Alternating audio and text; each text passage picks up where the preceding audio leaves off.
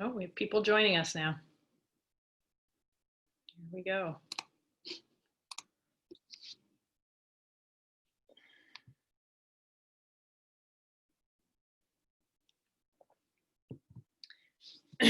We're right on the hour. We'll just give it a minute or two here for folks to log in. Thanks to those who are already with us.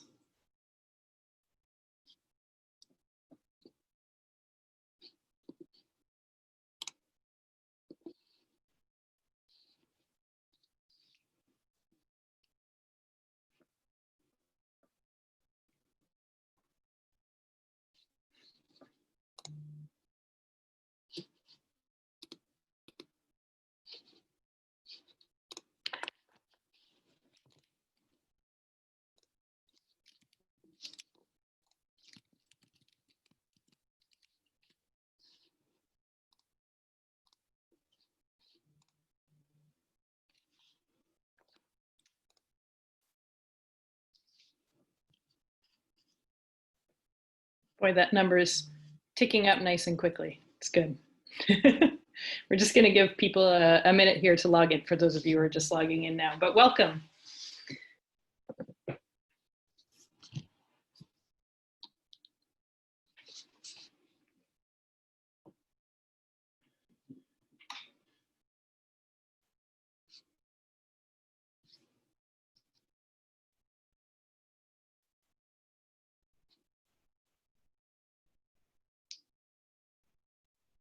Nice to see messages coming in from people across the country.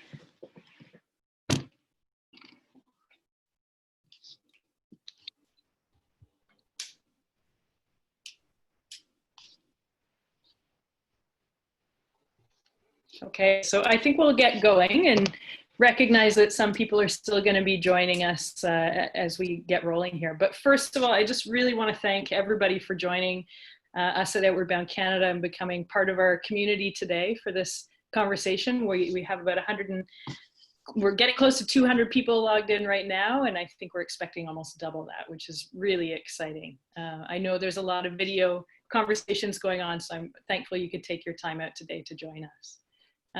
For those of you who don't know me, I'm Marika Chandler. I'm the Ontario Director at Outward Bound, and I'm really thrilled to be moderating today and to be talking about a topic that is on a lot of people's minds, and that's just the importance of character learning for our youth in the education system. I know there's another topic on our minds too, and we're going to include that one in this as well. Just as a reminder for some of you, Outward Bound Canada is a registered charity, and we aim to cultivate resilience, leadership, connection, compassion through inspiring journeys of self-discovery in the natural world. And it can be challenging for youth to thrive in our kind of increasingly unpredictable and challenging world. And Outward Bound is committed to helping youth find that path to forge forward on. We know that we currently play a role in helping youth build those skills, but also really looking to build resilience, which is one of the reasons that we're here today. And I know for me here in Ontario, we're nearing the end of week 11 of our distancing time with COVID-19. And I think some of you are maybe on the lower end of that. But something that is at the top of our mind at Outward Bound is what role can we play in the recovery coming out of this pandemic? And so we're really looking forward to this discussion today with those who've had a direct experience with our work, and as well with Angela Duckworth, who's a thought leader with regards to this. So just to lay some groundwork here, if folks do have a question, I see the chat's already really active and live, and that's great. If something comes to mind while we're here, and it's a burning question that you'd love to have represented, please type it into that chat area, and we'll make sure at the end to circle back and leave some time for that.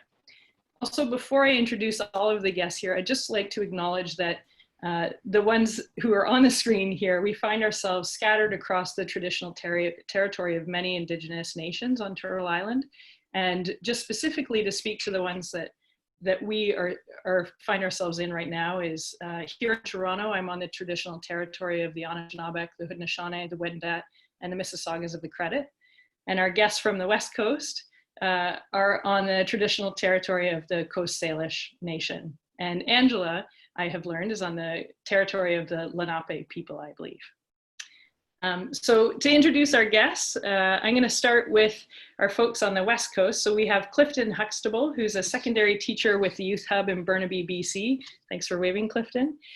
He and his class have been participating in Outward Bound Canada program since 2017, and that's been in a large part because of donations from the TELUS organization and the Lawson Foundation.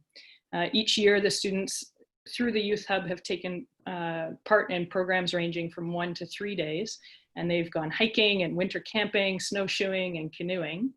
And then with us is Izzy, who's a student of Clifton's, and she's joined Outward Bound Canada for the first time in 2019 and has done 2 Outward Bound experiences in our Vancouver program.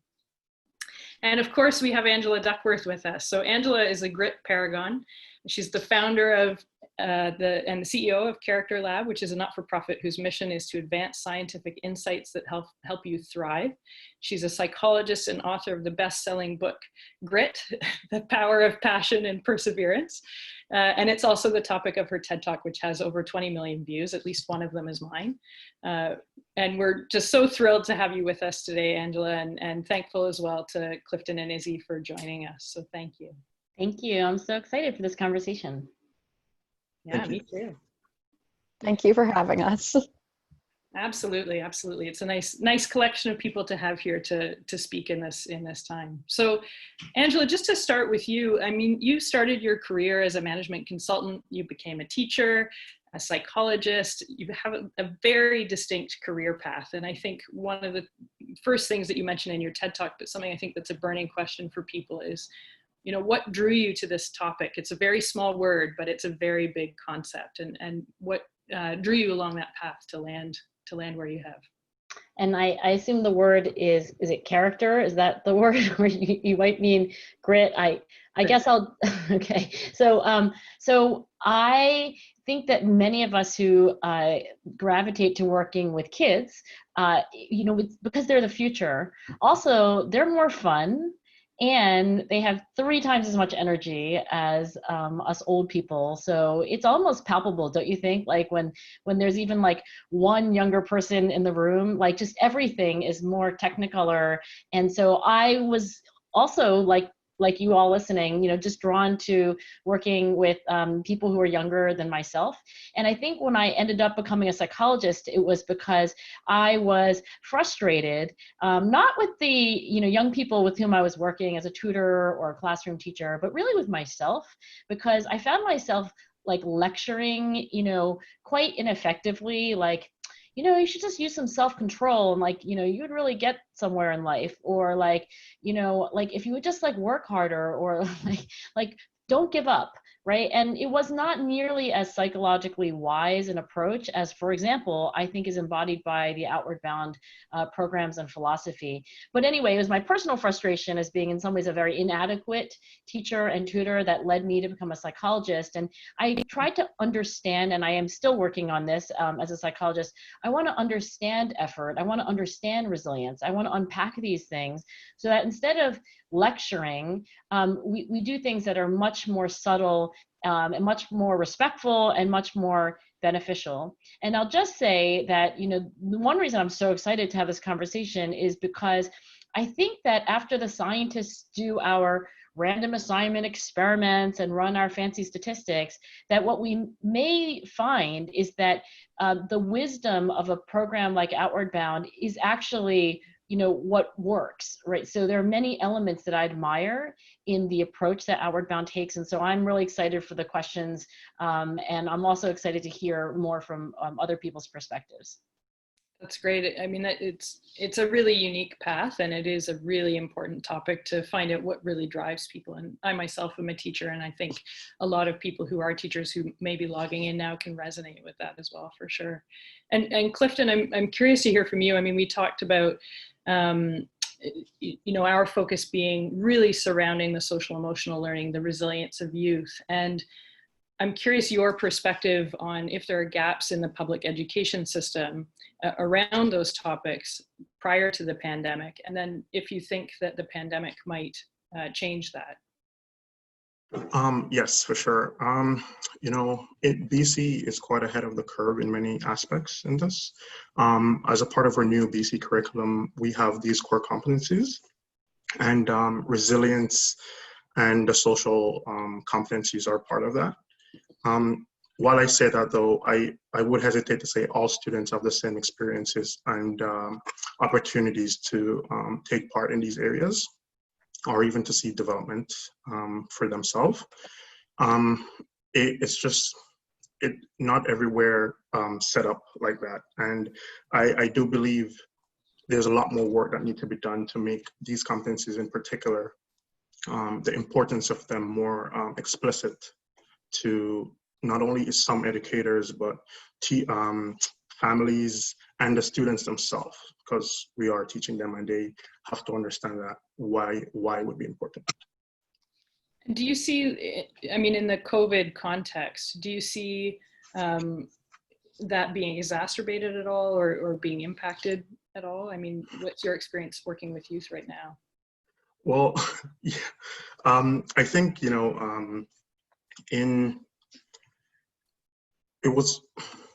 it's kind of tough because we work as teachers to, create our classrooms in a way that promote these social competencies. But to be honest, like a lot of the best conversations I've had and experiences I've had with most of my students have been on our outward bound trips. I've been doing them for the last 3 years. And it's just the organic nature by which some of the challenges we face together, they really foster like a lot of these in the students, and you see the open communication, you see the connections that form after that, and it does worry me because there's a bit of a sense that there's an upcoming budget concern ahead, and a lot of programs like Outward Bound are courses that place great emphasis on these areas. I feel that they may be at risk due to some of these budget constraints. So that is my greatest fear coming out of this for not only my students, but other students that take part in Outward Bound, that especially through funded programs. Yeah, that's an interesting insight. And Angela, I wonder, I mean, as far as developing those skill sets, and you have some experience and knowledge of Outward Bound, but what role do you see for organizations like ours in helping to bridge that learning? So I'm in some ways an outsider to Outward Bound because I've never been, I haven't done what Clifton's done. I probably haven't even done half of what Izzy's done. I mean, I've been a participant, but in, one day activities, expeditions. But here's what I admire as a psychologist. When I think about what Outward Bound is trying to do, and I look back at your theory of change, right, which was created decades ago, it's so beautiful. I've literally printed it out and put it on my wall, because the idea of taking a motivated learner and putting them in a carefully designed situation with a team, right? Not by themselves, but with a team. I think there's something very important about nature, actually, like the novelty, the reality, and the newness of, it's just not where you usually are. And then you give them a set of problems that feel insurmountable, and yet you give them enough scaffolding and support that they do achieve things. The person is like, what? I can't believe I did this, followed by a period of self-reflection. I was thinking to myself when I began studying this, I was like, they figured it out. This is a magical formula. So I think there is so much psychological wisdom packed into this model. The team part, the idea that it's really oriented about a community of people trying to do something as opposed to one person. The self-reflection at the end and the solo. So there's so many elements of this that I think are powerful, and something that I think all educators maybe take for granted, but what Clifton was just saying, it just underscores it, is that human beings as organisms require more investment, more love, more time, more development than any other living organism, right? Like most other things, like they just hatch and they're kind of good to go, you know? Like you don't have to teach a horse how to run. It just gets born and then it runs, right? But kids, like human kids, need a lot. And I think Outward Bound has kind of figured out how to, in a very, you know, sophisticated and totally humane way, like accelerate some of that development. And I hope that the funding is there, you know, as the pandemic grinds on. Mm-hmm. No, that's really interesting. And your comment about nature, it's also, it's an immediate source of feedback for us, both as educators and as students. You know, the weather can be that, and when you're learning whitewater paddling, if you're wet or dry, you're getting that feedback almost immediately on your level of success. Yeah. Yeah, and I'm sure that that's another layer of this pandemic, which is also a worry, you know, because I think the idea that you could do Outward Bound on a Zoom call, like to me, I'm like, I don't know, maybe I lack imagination, but it would just really be hard, I think, to recreate that, you know, all those elements, right? The visceral, like, you know, you don't know what the weather's going to be like tomorrow. And there is something about being cold and wet, or like too hot or sweaty or tired in your bones, you know, like, or I remember being on one part of this Outward Bound activity that I did where, you know, like standing on a very tall place. I have a slight fear of heights. And, you know, I learned a lot more about courage in that moment. But I needed to be off balance and looking down, you know, 40 feet. Like it doesn't work on a Zoom call. Mm-hmm. No, I mean, there's certainly things that might extend that, but it would never come close to what happens in the field. Yeah. So Izzy, I'm wondering, can you share some of the things that you've learned or skills you've developed and how that's impacted your life outside of Outward Bound and maybe even in this distanced world we find ourselves in? Absolutely. I've found that Outward Bound has helped me a lot with both physical and mental health, and it's helped me control my emotions better, get more exercise, and learn a lot more about myself, my peers, my teachers. Yeah. And I've only been on 3 trips, but I know that after each one of these trips, I've come back happier, more confident in my abilities, and just in myself in general. And like what Clifton was saying, the types of connections you can make on those kind of trips, it's absolutely irreplaceable. And I never would have learned the things I've learned about myself or about my peers without this. That's amazing. Even my family and friends have noticed that I've improved in my motivation, my observation, leadership, and patience. And without Outward Bound, this pandemic definitely would have been a lot harder for me. Can you describe that maybe a little bit more even? Absolutely. Outward Bound has taught me a lot about patience, which is absolutely essential during these times. And definitely a lot about just resilience and just learning how to go with the flow and take whatever's thrown at you and learn to move past that. That's great. And I think Clifton can probably add to talking about things that he's seen you grow with, but also maybe some other students that he's worked with through the program. Can you describe that as well? Yes, for sure. Like, I do think our students benefit greatly from participating in Outward Bound. We do see a lot of growth in areas such as leadership and connections. These students, they don't hesitate to partake in whatever staff throw at them or ask them to, or invite them to be a part of.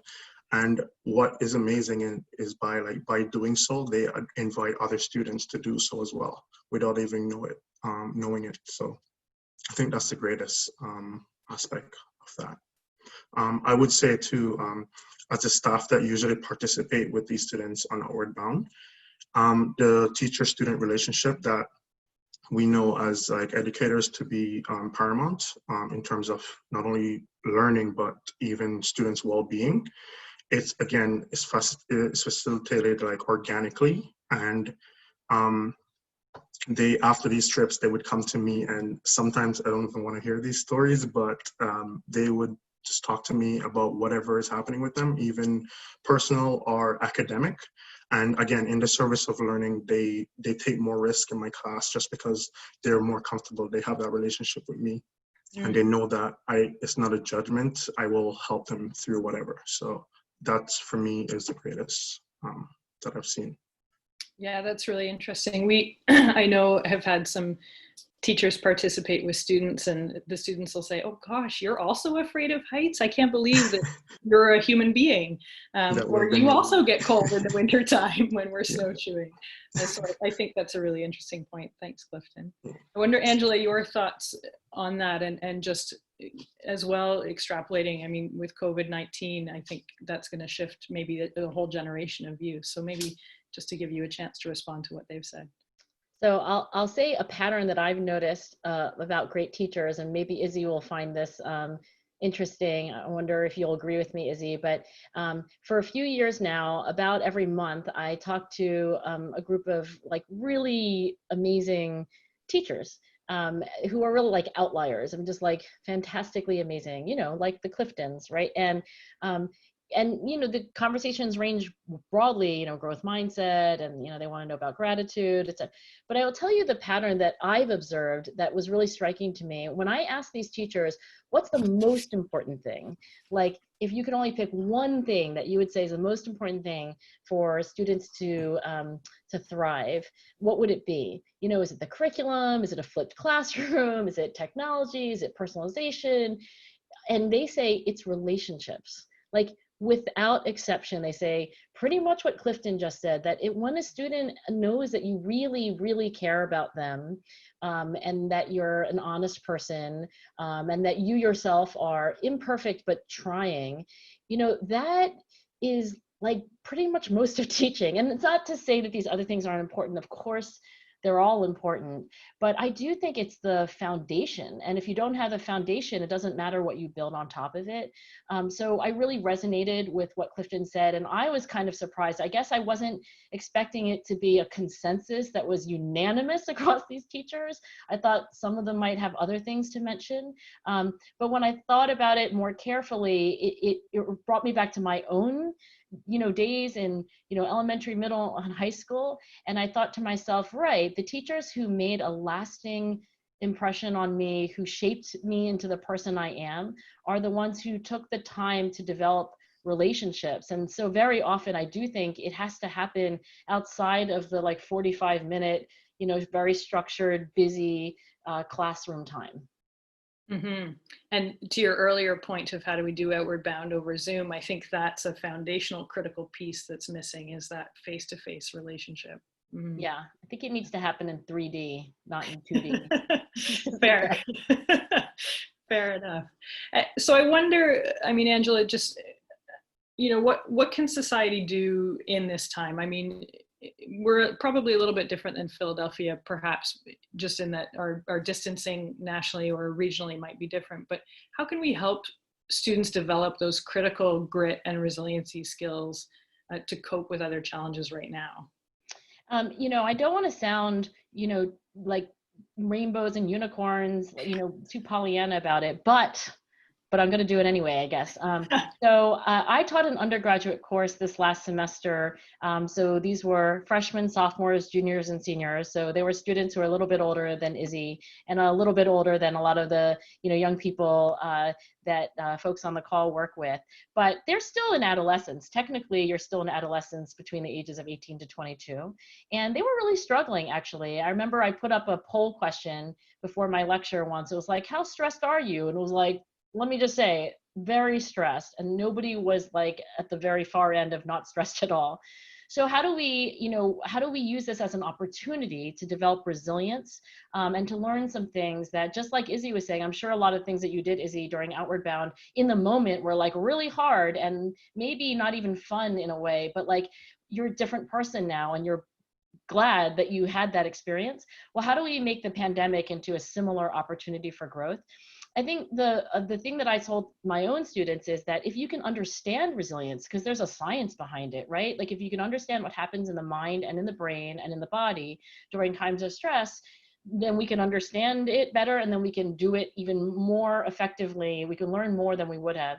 And what I wanted to emphasize to the students in my class, and I'll share with you, is that the stress response is a hardwired human reaction to threat. So if you have been having trouble sleeping, either too much or too little, if you are like off your routine, if you've been more irritable lately than you usually are, if you are having a hard time concentrating and managing your time, if you feel tense. I was on a call really recently where the person on the call was like, it's almost like I can feel like a weight on my chest. Myself, I'm grinding my teeth into sawdust, right? Like these are all manifestations of the stress response. And that is the normal reaction to threat, which is what we're all in some way, shape, or form experiencing. Uncertainty and the possibility that things are, going to be dangerous or bad for us. So if you understand that, then maybe at least you won't feel like a secondary stress about being stressed. It's like, at least there can be some acceptance that you're going to have the stress response. Like that's normal and natural. I think sometimes earlier in my life, I would get into a tailspin. Like I'd feel bad about feeling bad. I'd be stressed about being stressed. And at least we can just have one layer, like one layer of stress instead of two. So that I think was helpful for my students. And the second thing is to learn what scientists have learned in the last 50 years when they study the optimal response in those situations. And that is that if you can keep your attention focused on the things that you have some control over, right? You could notice about yourself, you're like, hey, I'm having the stress response. Like, I'm having all these symptoms that my body and my mind and my brain are kind of gearing up for threat. But if you can direct that energy, if you can direct your stress response towards the things in your life that you have some control over. So in my class, we did a 5-minute favor, and we actually did it at the time when I knew my students were stressed out. So they had kind of no time to do anything but take care of themselves. But I wanted to direct their attention to something that they could do in 5 minutes that they did have control over that would help another person. Now, some students were like, oh, no problem. Like, I'm going to write a note to my neighbor and like tell them that like, here's my cell phone number. I'll go to the grocery store for you. Other kids were like, oh, I'm going to donate money. But I had one girl who was like, I can't think of anything I can have control over that I can do in 5 minutes. And then a boy in my class named Ryan said, is there a dishwasher where you live? She was like, yeah. He was like, go unload the dishwasher. And she was like, yeah, I can do that. And so I think in this time of stress, just try to find some things that you have a little control over, where you can be a little bit helpful. These are all principles that you learn on an outward bound expedition, of course. And just, take the reins of that, even if it's not taking control of everything. And you'll find that your body and your mind and your brain can be directed in useful ways to make that stress response attend to things that you can take action on. That's really wonderfully put. Thank you, Angela. And I think, for me, things that stand out in grit is, the impact on that stress that you're describing on youth and how that can help kind of set that foundation of grit. And also the service to others. That's something that came out in your research and you just spoke to, and it really is important on an outward bound expedition, whether it is helping somebody else in some way on the expedition itself or, contributing to the greater community at large. And it's a really good point to just be focused on that control center that you have. I think. And I'll just add this because it took me 50 years to learn this lesson, but I finally learned it, which is that, if you're an Izzy or if you're somebody else, if you're a Clifton, if you're anyone, if you can think of ways that you can help others, but it's also kind of fun for you. So for example, when I suggested to my own teenage daughters, like, hey, you could leave your cell phone number on the doorknobs of neighbors and like go to the grocery store for them. They were like, yeah, I don't want to do that, right? Okay, fair. But they were like, but I could bake cookies, right? Because like baking cookies is kind of fun. So they did that instead. So I don't think everything you do that helps others has to be like a martyr-like, selfless, painful thing. You might look for win-win situations where you're helping others and, you're doing it in a way that's pleasurable to you, fun for you, and that's more sustainable.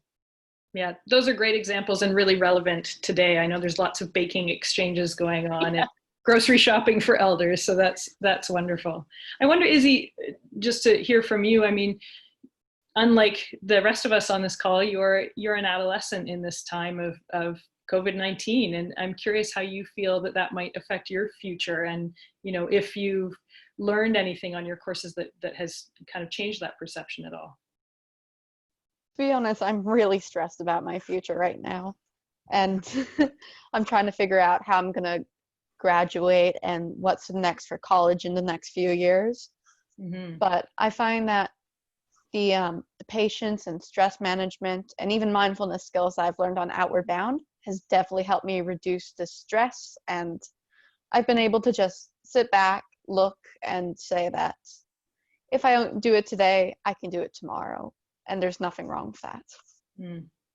That's a really wonderful outlook. I wonder, I mean, there's a lot of students that we work with, and sometimes people have that nervousness about going on an expedition. Is there something that you would tell future youth going on an expedition, one thing, what would that be? Don't be scared about trying new things, because at the end of the day, you don't know what's going to change your life for the better and what's really going to affect you. And those experiences are invaluable. Yeah, it's interesting too, because Angela said this pandemic in some ways is an opportunity for growth as well. So that's an interesting outlook. So we have been collecting questions as well from people who are listening, and thank you to those who've sent them in. We're going to have some time to go through some of those. So just going to the first one here, recognizing that part of the Outward Bound methodology is harnessing the power of novel discomfort, which usually we create through the wilderness. How do we harness the power of the unique discomfort we are all facing as a result of the pandemic and able to get to the same outdoors? So how do we harness this discomfort to move us forward? You want me to take a whack at that, I'd love that. Yeah, thank you. Yeah, so we just talked about how 3D would be better than 2D, but here we are in the pandemic, and many people in the world can't go out on traditional expeditions. So how do you harness the current crisis? Well, my understanding of the Outward Bound model is that there is a crucial causal role for what scientists would call cognitive dissonance. And it's that psychological discomfort of, for example, being asked to do one thing, but thinking that you can't do it yet. And it could also take the form of like, oh, I don't really think of myself as a leader, but then I just did something that's kind of like a leader-like thing. That's also cognitive dissonance. And I do think that's actually where a lot of the growth comes from in crisis, where you have like a kind of friction between two beliefs or two experiences that like don't really make sense together, and then where the growth comes is where you can reconcile it, right? Like, for example, a student is like, oh, I think of myself as a quiet person and a follower, but like what I just did just there, that was kind of very leadery, right? And then the growth comes from like a new understanding. It's like, oh, first of all, I have a part of me that's not always expressed, or there are situations in which I feel more comfortable or less, and all of that's growth, all of that awareness, all of that confidence, as Izzy mentioned. So in the current crisis, I think the key might be to try to ritualize some amount of mindful self-reflection, right? I think that one of the ways that learning is squandered in a way is that you learn something but you just kind of forget about it, right? It's like you have a kind of moment of gratitude or insight, and then I don't know, life happens and then you just like move on. But I think journaling, for example, even if you wrote down, I said to my own students, like, even if you wrote down like one sentence a day, or if that's too much, just write down one word, like just any amount of written self-reflection that it can help.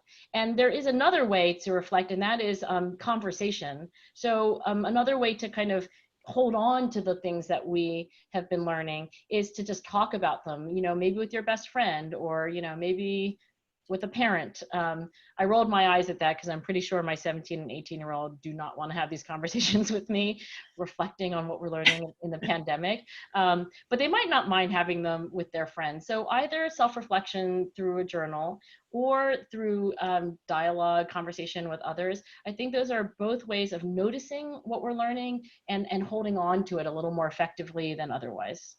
Mm-hmm. And that's very akin to, every day when we close a day at Outward Bound, we close with that evening meeting, that reflection, that sharing. And I'm happy to see Clifton nodding along. And I think that's really powerful. I think in this time, our community is going to come out of this grittier in total. And you can't read your book or listen to your TED Talk and not think of that transference to the present time and what we're all going through.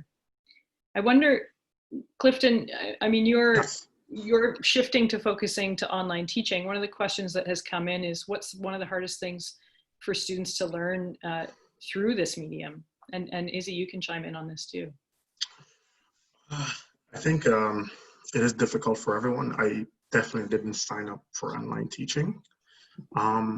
You know, without the relationship, you really can't do anything.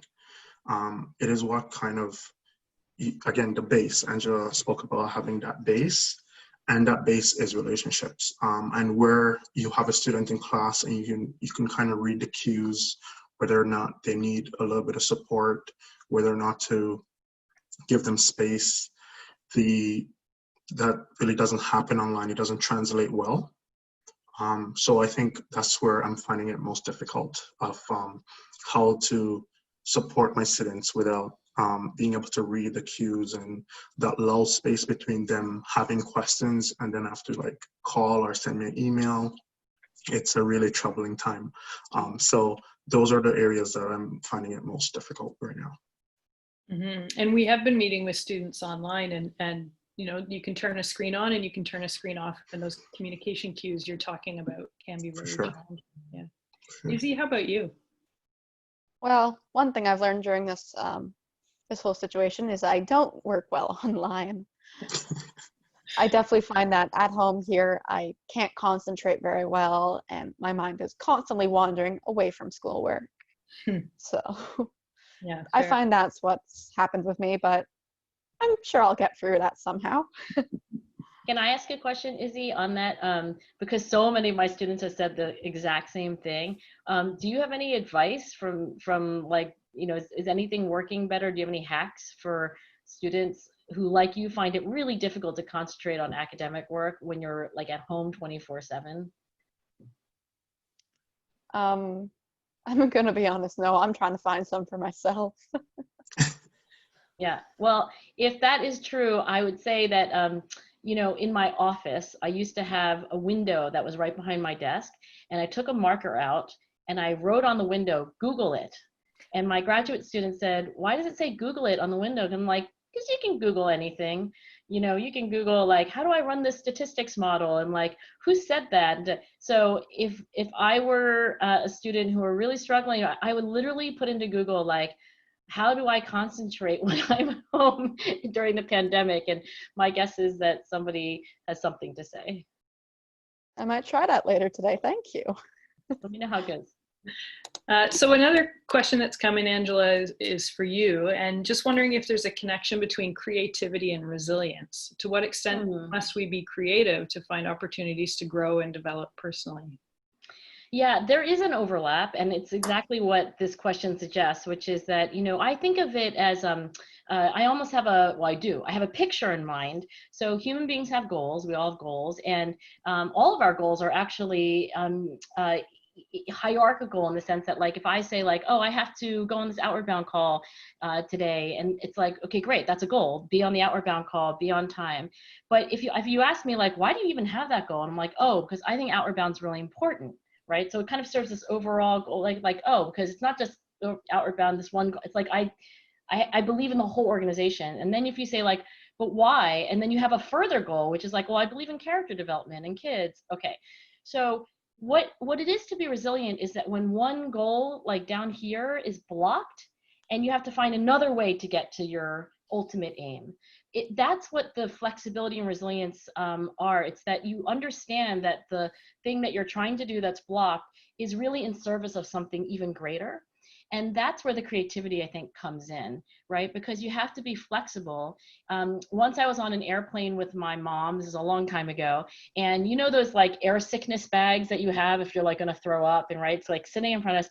And there was a gentleman we didn't know who was sitting next to us, and he had one of these like watches. This is a really long time ago. It was like a calculator watch, and he couldn't figure out how to change the time because he didn't have the like little special screwdriver that you needed with the tiny little point.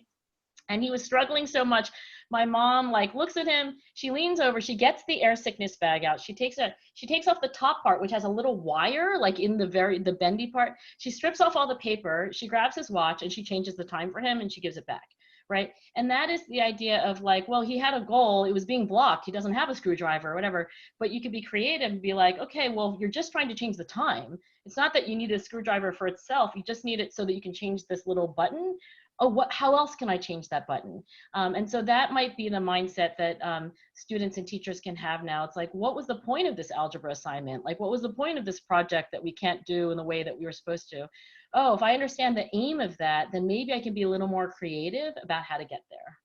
Yeah, that's great. Thank you so much. And I want to thank everybody who sent questions in. Our time is coming to a close, so I think that'll be our last question, unfortunately, that we'll take. But I really want to thank Izzy and Clifton and Angela. I mean, your insights are all really unique and cover vastly different experiences that are happening right now. And I know people who have tuned in are fellow teachers, fellow students, you know, Outward Bound instructors, other professionals in similar organizations. And I'm just really thankful for the diversity of all of you and the diversity of the people who've joined us and the questions that they've sent in. You know, and Clifton spoke earlier about, you know, wanting to have the financial assuredness that this kind of education can continue. And I'm going to put it out there. There's going to be a link that's going to pop up if you are interested in learning more about Outward Bound Canada, or perhaps providing a donation. The link is going to be there in the chat area for you, so explore that. And then also, you know, Angela Duckworth is the CEO and founder of Character Labs as well, and you know, I encourage you to go to their website to learn a little bit more about them. I don't know, Angela or anybody else, if you have any closing statements that you'd like to make, but just thanks again for coming. Yeah, I'd just like to thank Clifton and Izzy. I learned so much about this, and everything you said I'm going to be thinking about, so hopefully it won't be our last conversation. That's great. Well, thank you, and it's nice to meet you, Angela. I do want to say thanks to Outward Bound as well. I've been participating in the program for the last 3 years, and it's amazing. Your Vancouver program. I look forward to my chats with Judith, and she's amazing. And I just want to thank the organization for this. Is paramount for my students. I can't emphasize enough just how important it is. For a lot of them, this is a once-in-a-lifetime opportunity, and something this is the closest they've ever been to their peers and some of their teachers. So I just want to thank you for all that. Great. Thanks so much, Clifton. And Izzy? Yeah, absolutely. Thank you for having me here. I've absolutely learned so much during this call.